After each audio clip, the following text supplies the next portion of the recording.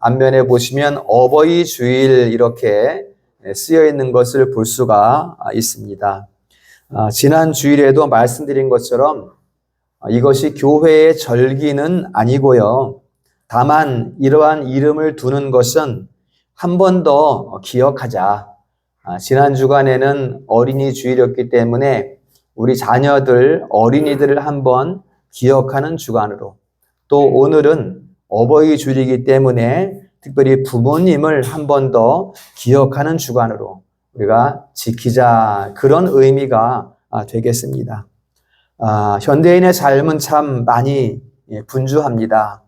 우리가 그 속에 살아가고 있기 때문에 그 분주함에서 피할 수야 없겠지만, 그래서인지 우리 소중한 사람들, 부모님이나 자녀들이나 또 우리에게 소중한 사람들의 이름이 자꾸만 잊혀져 가는 그런 시대가 되지 않았는가라는 것을 한번 생각해 보게 됩니다. 그러다 보니까 이런 날, 무슨 날, 이렇게 어버이날, 어린이날, 또 스승의 날, 이런 날들을 정해서 한 번 더 지키는 그런 의미를 갖는 것이 아닌가라는 것도 한번 생각을 해보게 됩니다. 오늘은 어버이 주일을 맞아서 한번 우리 교회의 세대, 각각의 세대를 한번 생각해 보았습니다.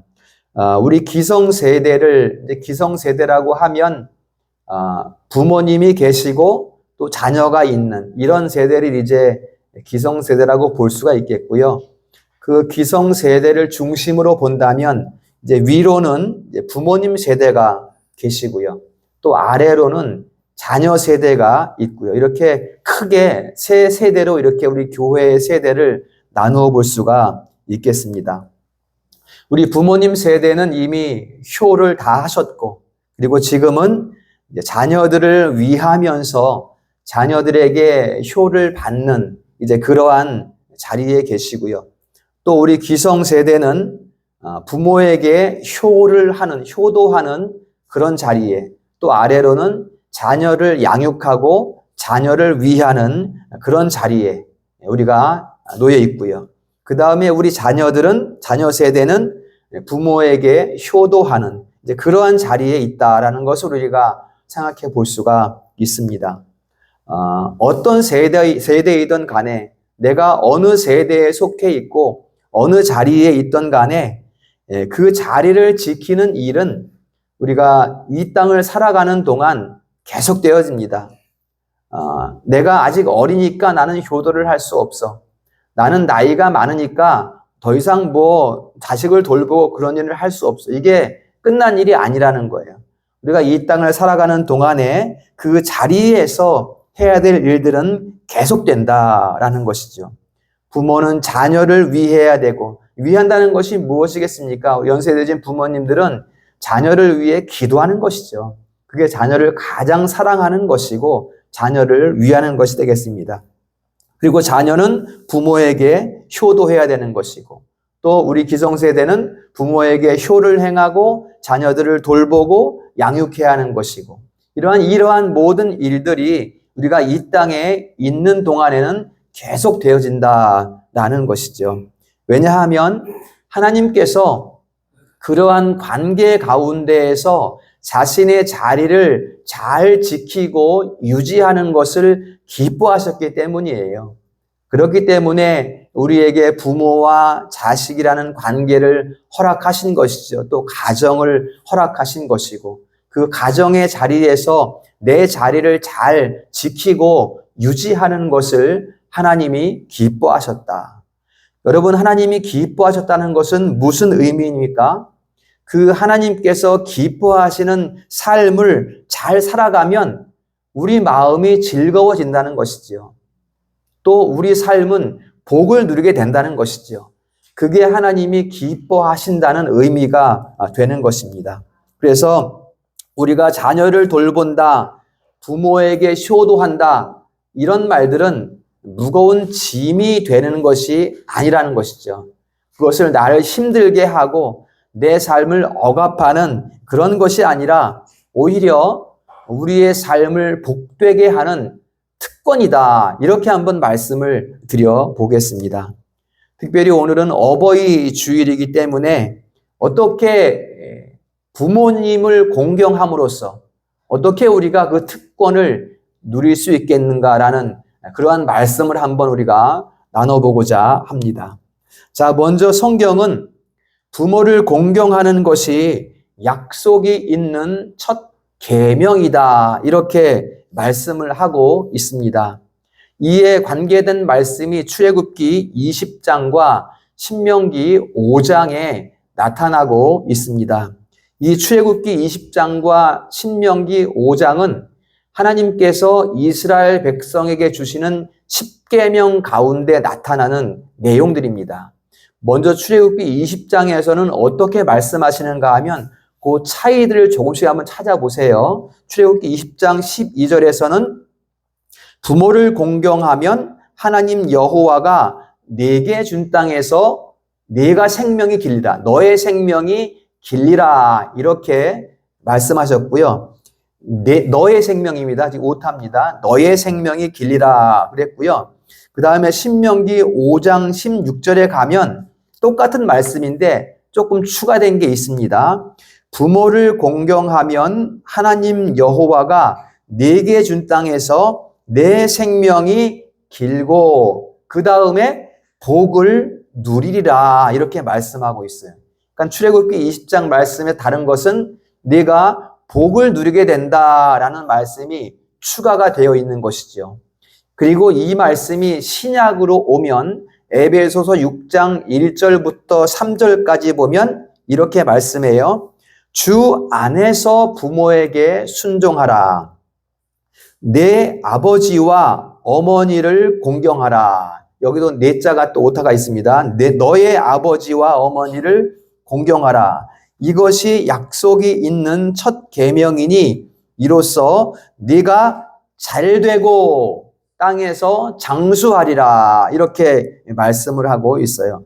장수하리라, 앞에서 말씀드린 내 생명이 길리라라는 말씀과 같은 말인데 여기에서는 이제 신약시대 에베소서에서는 순종이라는 말이 더해진 것을 우리가 볼 수가 있습니다. 부모에게 순종하면 이러이러하다라는 것을 말씀을 하고 있는 것이죠. 그래서 이 세 구절을 이렇게 한 번에 정리를 해보면 내 부모를 공경하고 부모에게 순종하면 복을 누리고 네가 잘되고 장수한다, 이런 말씀으로 우리가 정리를 해볼 수가 있겠습니다.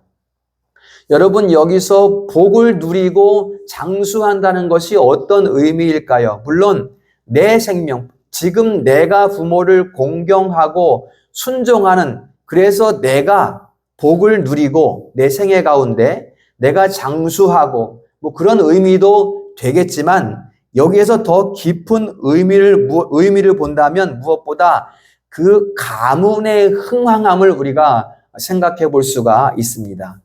하나님의 자녀의 가문으로 흥황하게 되는 그것이 이제 복을 누리고 그게 최고의 복이고 그것이 이제 더욱더 하나님께 순종하는 자녀로서의 삶을 누림이 되는 것이다. 그 가문의 복을 우리가 생각해 볼 수가 있습니다. 우리가 구약의 룻기의 그 이방 여인 룻을 우리가 생각해 볼 수가 있습니다. 이 룻은 모압 여인이에요. 하나님의 백성과 관계없는 백성인데 시어머니인 나오미를 쫓아가요.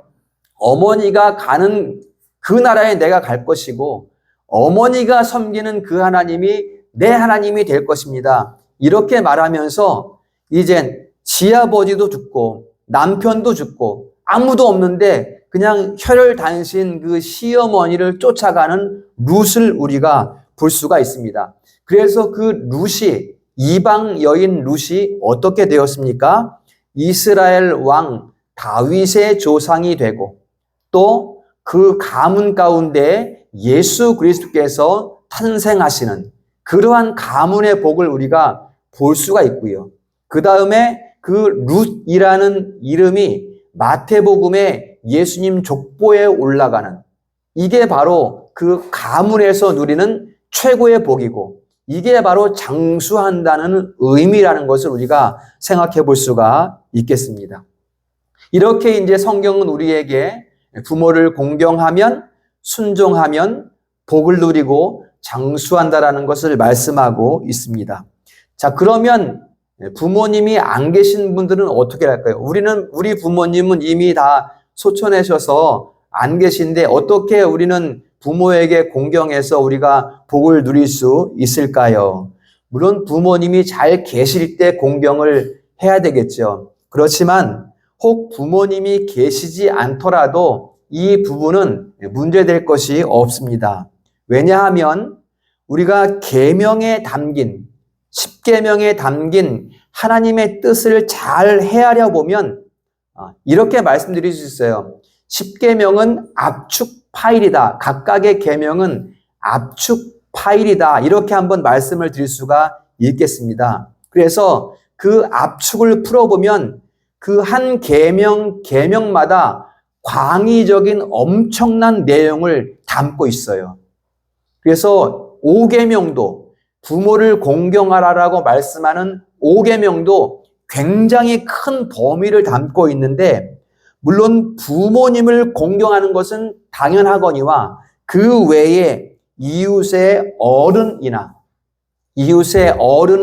공경하는 것이나 직장의 상사에게 순종하는 것이나 또 스승에게 은사에게 또 순종하는 것이나 또 길에서 무거운 짐을 들고 걸어가는 그 노인을 돕는 섬김이나 이 모든 것이 5계명에 포함되고 있다는 것입니다. 그래서 예컨대 우리가 길에서 무거운 짐을 들고 가는 어른을, 그 노인의 짐을 들어준다라는 것이 바로 부모를 공경하는 것이다 라고 성경은 우리에게 해석해주고 있습니다. 그래서 항상 나를 내려놓는 이런 자세가 그리스도인에게 필요합니다. 나를 먼저 내려놓고 내 주변을 돌아보는 그런 것이 이제 구원받은 그리스도인들의 성숙한 모습이다 이렇게 말씀을 드릴 수가 있습니다. 나이 많은 어른 도와줘서 나한테 무슨 유익이 있겠어? 부모님 연세 많은데 부모님 잘 봉양한다고 나한테 좋은 일이 뭐가 있겠어? 이렇게 생각하는 것은 오늘 말씀에 비추어 때 복을 누릴 수 없는 삶이다. 복을 누릴 수 없는 생각이다라는 것을 우리가 판단해 볼 수가 있습니다. 자, 그러면 이제 내 옆에 지금 살아계신 부모님에게는 어떻게 공경해야 될까라는 것을 한번 생각해 봅니다. 여기에 계신 모든 성도들이나 자녀들이나 부모에게서 받은 사랑이라고 하면 별반 큰 차이가 없을 것이라고 생각이 됩니다. 우리가 부모에게서 무슨 큰 유산을 상속받아서 떵떵거리는 부자로 살지는 못한다고 해도 그 부모님에게서 받은 사랑으로 본다면 차이가 없다. 다 부모님의 사랑이다. 자식을 사랑하는 부모님의 마음이기 때문에 어떤 부모이든지 간에 자녀를 향한 사랑은 다르지 않다라는 것을 말씀을 드리는 것이죠. 그래서 우리가 받은 부모의 사랑을 우리는 그 부모의 사랑 가운데에서 우리는 하나님의 사랑을 엿볼 수가 있어요. 다시 말씀드리면 하나님의 사랑, 곧 부모에게서 우리가 받는 사랑은 하나님의 사랑을 닮아 있다. 이렇게 우리가 생각을 해볼 수가 있습니다. 어찌하여서 그런가? 우리 하나님은 우리를 위해서 이 땅에 육신을 입고 오셔서 자기 생명을 우리를 위해 주셨어요. 여러분, 이 세상에서 자식에게 칼이 날아들면 그 칼을 몸으로 막을 수 있는 사람은 누가 있겠습니까? 부모 외에는 없습니다. 자식을 위해서 생명을 대신해 줄 수 있는 분은 이 세상에서는 부모밖에 없다는 것이죠. 그렇기 때문에 부모의 사랑은 하나님의 사랑을 닮아 있다라고 이렇게 말씀을 드릴 수가 있겠습니다. 그래서 자식인 우리는 잠언 10장 1절에 보면 이렇게 말씀합니다. 지혜로운 아들은 아비를 기쁘게 하거니와, 이렇게 말해요. 미련한 아들은 어머니의 근심이 된다, 이렇게 말씀하거든요. 그렇기 때문에 그 부모의 사랑을 받은 우리들은 부모에게 근심이 돼서는 안 된다는 것이죠. 그럼 어떻게 돼야 돼요? 부모의 기쁨이 돼야 된다라는 것을 말씀을 하고 있는 것입니다. 그러면 우리가 어떻게 부모님의 기쁨이 될 수 있을까? 어떻게 우리가 부모님을 기쁘게 해드릴 수 있을까? 좋은 소식을 많이 전해드리면 되겠죠. 나쁜 소식은 좀 내가 걸러서 내가 그냥 가지고 있고, 좋은 소식만 많이 전해드리면 부모님을 기쁘게 할 수 있겠죠. 그러나 무엇보다 근본적으로 부모님을 기쁘게 할 수 있는 것은 어떤 것일까? 그것을 잠언에서 교훈해주고 있습니다. 두 가지를 생각해 볼 수 있겠습니다. 잠언의 많은 말씀 가운데 부모 공경에 대한 말씀이 나오지만 그 중에 두 가지를 우리가 특별히 생각해 본다면, 첫 번째는 어떻게 자녀가 부모의 기쁨이 될 수 있는가? 지혜로워야 한다는 것입니다. 지혜로운 자녀가 되면 부모의 기쁨이 된다, 이렇게 말씀을 해요. 잠언 9장 10절에 보면 어떤 것이 지혜인가를 말씀해요. 어떤 것이 지혜로운 것인가를 말씀해요. 잠언 9장 10절 다 같이 읽어봅니다. 시작. 여호와를 경외하는 것이 지혜의 근본이요 거룩한 자를 아는 것이 명철이니라. 아멘. 여호와를 경외하는 것. 우리 성도들은 여호와를 경외하십니까? 여호와가 너무나 크신 분이라 두려운 분인데 그분께 자꾸만 나아가고 싶은 것이 경외예요, 경외. 그분을 너무나 사랑하는 거야. 두려우신 분인데 너무나 사랑해. 그래서 그분께 나아가지 않을 수 없는 것, 그게 경외예요. 여호와를 경외하는 것이 부모를 기쁘시게 하는 것이다. 그 다음에 또 뭐라 그래요? 그분을 아는 것. 여러분, 너무 중요합니다. 우리 성도들은 여호와를 아십니까? 여러분, 그분이 어떤 분인가, 무엇을 하셨는가, 영원하신 분, 영존하신 분, 무한하신 분, 불변하신 분, 삼위의 하나님, 이러한 여호와를 알면 알수록 우리의 신앙은 더욱 선명해지게 되어 있어요. 그러니까 여호와를 알아야 된다. 여호와를 아는 것이 곧 부모를 기쁘게 하는 것이다. 이렇게 잠언 9장에서 말씀하고 있는 것을 볼 수가 있습니다. 두 번째, 어떻게 부모님을 기쁘게 할 수 있을까? 잠언 4장에서 그 내용을 찾아봅니다. 아들들아, 아비의 훈계를 들으며, 훈계. 한번 여러분 찾아볼까요?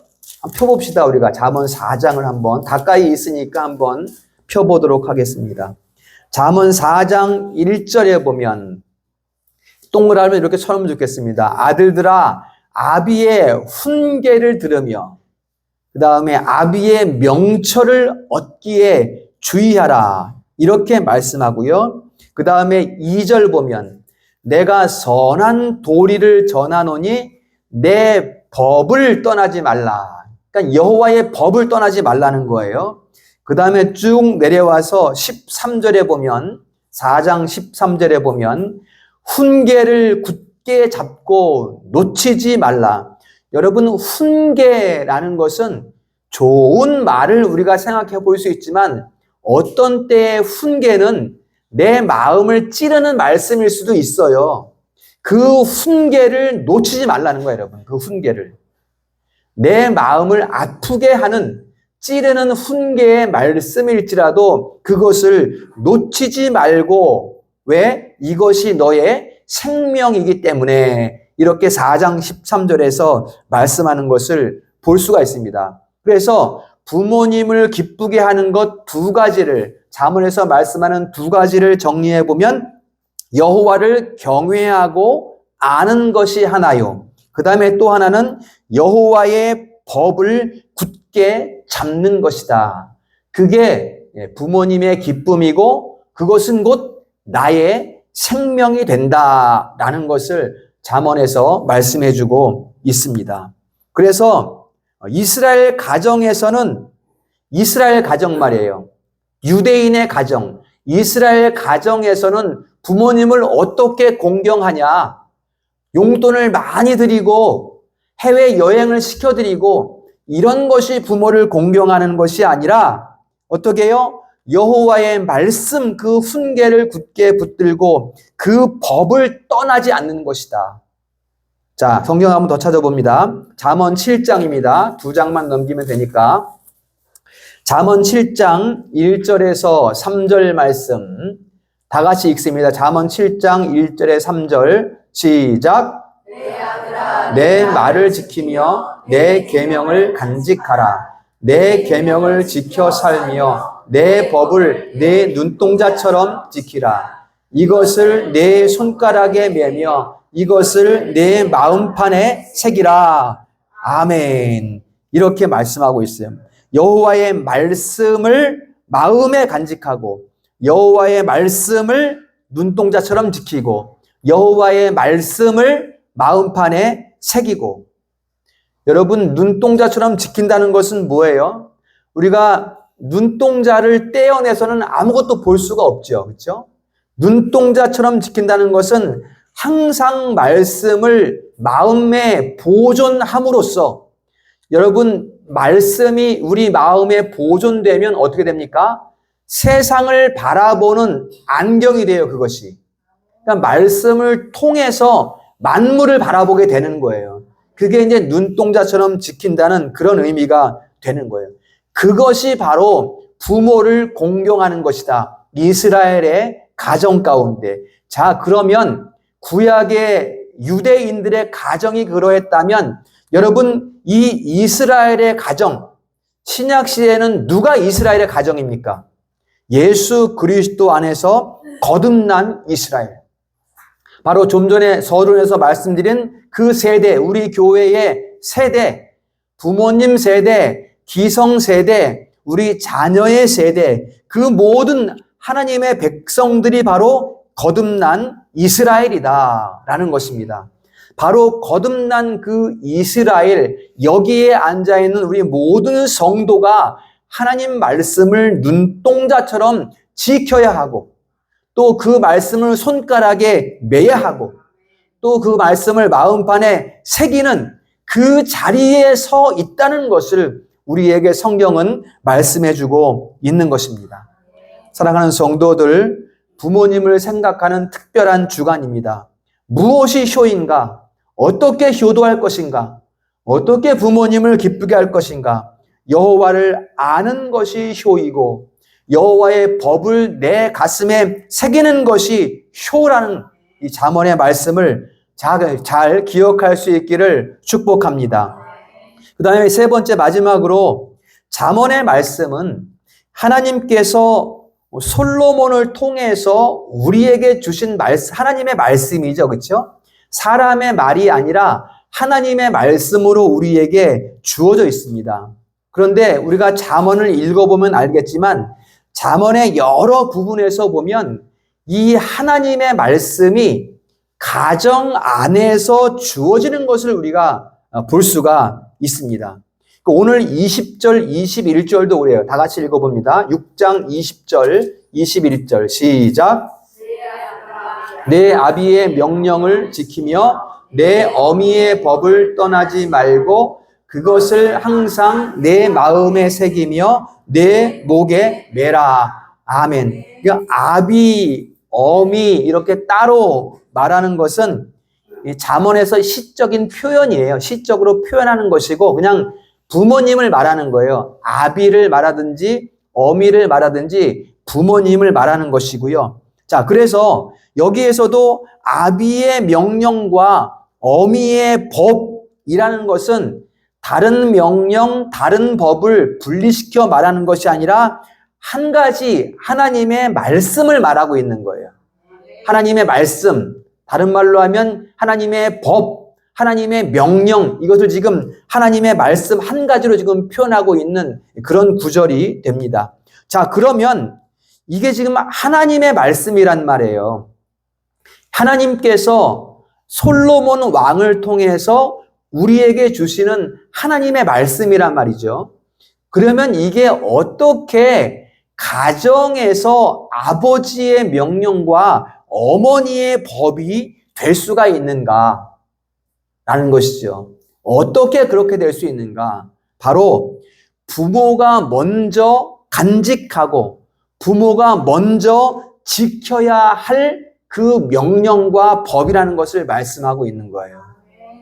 우리 부모들이 먼저 가슴에 새기고 눈동자처럼 지키고 그러할 때 그것을 자녀에게 넘겨줄 수 있는 하나님의 명령과 법이 된다는 것을 말씀하고 있는 거예요. 여러분, 그래서 부모가 명령하는 법, 여러분, 부모가 지키지 않으면서 자녀에게 지켜라, 그만큼 큰 모순은 없을 거예요, 여러분. 부모가 지켜온 것을 지켜라라고 말할 수 있는 것이지, 나는 아무것도 안 하면서 자녀들에게 해라 하는 것은 이거는 엄청난 모순입니다. 그래서 부모가 명령하는 법은 하나님의 법이고, 그것이 곧 가정의 법이고, 그것이 나의 법이고, 그것이 가문에서 계승되어서 우리 자녀들이 그 법을 따라 살아가기를 힘쓰는, 그것이 바로 부모님을 기쁘게 하는 것이고, 그것으로 자녀들은 복을 누리고 그것으로 자녀들은 장수한다. 그것이 약속이 있는 첫 계명이다. 이렇게 오늘 말씀을 하고 있는 것입니다. 여러분, 목에 매라는 것이 뭐예요? 여러분, 목은 이제 신체 중에서 가장 약한 부분이라고 우리가 볼 수가 있어요. 가장 예민한 부분이고 있죠. 그래서 목에다가 그 계명을 매라는 것은 그 말씀을 생명같이 여기라는 거예요. 그 여호와의 법을, 그 명령을 내 생명같이 여기라는 거예요. 손가락에 맨다는 것은 뭐예요, 여러분? 손가락에 맨다는 것은 손은 모든 일의 시작이죠. 그렇죠? 모든 일의 시작이에요. 무슨 일을 행하든지 그 일의 출발이 어떻게 된다는 거예요? 하나님의 법을 따라 행한다는 것을 말씀하고 있는 것입니다. 그것을 위해서 이제 우리는 눈동자처럼 그 말씀을 지켜야 한다라는 것을 더불어 말씀하고 있습니다. 그렇게 하면 손가락에 매서 무슨 일을 하든지 하나님의 말씀 그 법을 따라 행하고 또 그 말씀을 목에 매서 생명같이 여기면 어떻게 되는 것인가? 오늘 22절 말씀 다 같이 읽습니다. 시작. 그것이 내가 다닐 때에 너를 인도하며 내가 잘 때에 너를 보호하며 내가 깰 때에 너와 더불어 말하리니. 아멘. 그 말씀이 나를 보호하고 인도하고 내 삶에 동행하고 이렇게 말씀하고 있어요. 요거 딱 여러분 우리가 신약 시대로 말하면 성령님께서 내 삶을 보호하시고 인도하시고 그 성령의 세미한 음성이 우리 마음속에 들려지는, 그러니까 성령의 인도함을 받아 살아가는 내 삶의 방식을 오늘 말씀하고 있어요. 이게 22절의 말씀입니다. 자녀가 이렇게 살아갈 때 부모님이 기뻐한다라는 것입니다. 곧 부모님이 기뻐한다는 것은 누가 기뻐한다는 것이에요? 부모님에게 법을 주신 하나님의 기뻐하심이다라고 우리가 생각할 수 있게 되는 것입니다. 우리 다 이제 어린 자녀들을 제외하고는 이제 다 부모님들인데 우리가 부모된 우리가 자식에게 무엇을 원할까요? 우리 부모님 세대에 계시지만 부모님들은 기성세대에게 무엇을 원하실까요? 또 우리 기성세대는 우리 어린 자녀들에게 또 무엇을 원하는 것일까요? 다른 것을 원하는 게 아니죠. 뭐 큰 명예를 얻고 뭐 큰 부를 누리고 대기업의 회장이 되고 이런 거 우리가 원하는 것이 아니라는 것이죠. 그럼 무엇을 원합니까? 자, 그 결론이 오늘 23절에 있습니다. 23절 다 같이 읽습니다. 시작. 그래서 명령은 등불이요 법은 빛이요 훈계의 책망은 곧 생명의 길이라. 아멘. 앞에서 20절에 시작한 그 명령과 법이 우리의 길을 밝히는 빛이 된다는 것이고요. 그것이 곧 우리의 생명이 된다는 것이고요. 바로 그 길 위에 서서 걸어가는 것이, 그것이 이제 부모를 기쁘게 하는 것이고 하나님의 기쁨이 되는 것이다. 이렇게 말씀을 하고 있습니다. 여러분, 우리가 오늘 효를 많이 이야기하고 있지만 10계명 전체를 놓고 본다면 1계명에서 4계명은 하나님 사랑의 계명이잖아요. 우리가 말씀 듣기 전에 우리가 함께 합독하는 그 1계명에서 4계명은 하나님 사랑의 계명이고, 이제 5계명에서 10계명은 우리 삶의 계명이거든요. 그 삶의 계명이 첫 번째가 이제 부모를 공경하라라는 것인데, 사실상 우리가 1계명에서 4계명을 떠난 5에서 10계명은 의미가 없습니다. 먼저 하나님 사랑이 선행되는 가운데 약속이 있는 계명을 할 때, 누구의 약속이에요? 그것을 1에서 4계명을 하나님의 자녀로서 잘 지켜나갈 때 약속으로 주어지는 복에 대해서 5에서 10계명을 말씀하고 있거든요. 그렇기 때문에 1계명에서 4계명이 지켜지지 않는 5계명은 의미가 없다라는 것을 말씀을 드리는 거예요. 우리는 먼저 한 분이신, 여러분, 하나님이 한 분이신 것을 믿으시죠? 그 한 분이신 하나님을 섬기고 우상을 멀리하고, 성경은 우상을 가까이 하는 것을 음란하다 이렇게 말해요. 하나님을 떠나서 다른 신을 섬기는 것이 음란합니다. 우상을 멀리하고, 그리고 여호와의 이름을 합당하게 부르고 하나님께 영광을 돌리고, 그러한 삶 가운데 안식일을 주일을 성수하고, 그러한 가운데 부모를 공경하는 것이 약속이 있는 첫 계명이다. 이렇게 성경은 우리에게 말씀하고 있는 것입니다. 이것이 하나님께서 우리에게 원하시는 것이고, 이것이 자식을 바라보는 부모의 마음이고, 이것을 지금 잠언에서 우리에게 말씀해주고 있습니다. 잠언 3장 11절 이하에 보면 여호와의 징계와 부모의 징계가 다르지 않다라는 것을 말씀을 하고 있어요. 앞에 말씀드린 근거로 여호와의, 하나님의 징계와 부모의 징계가 다르지 않다는 것을 우리가 알 수가 있습니다. 우리 자녀들은 지금껏 우리 기성세대를 포함한, 또 부모님 세대를 포함한, 우리 자녀들을 포함한 우리 모든 자녀들은 지금껏 부모님 사랑 가운데 자라왔고, 이제 자녀들이 자라간다, 장성한다, 자녀들이 성장해 나아간다라는 것은 그 사랑에 보답하는 것을 말하는 거예요, 여러분. 부모에게 뭐 내가 사랑받았으니까 자꾸 뭐 갖다 주고 보답해야지, 이런 보답이 아니라 잘 장성해 나아가는 것이 부모에게 보답하는 것이라는 것이죠. 그래서 우리가 그 사랑에 보답하는 삶, 그러면 어떻게 잘 성장할 것인가가 숙제가 되지 않습니까? 어떻게 우리가 잘 성장할 것인가? 바로 여호와의 말씀을 가까이 하는 것이다. 그리하여 생명의 길 위를 걸어가는 것이 바로 그 사랑에 보답하는 것이다. 부모님께 보답하는 것이요, 육신의 부모님께 보답하는 것이요, 우리의 생명의 부모님이신 우리 여호와 하나님께 보답하는 것이요, 그것을 말씀하고 있습니다.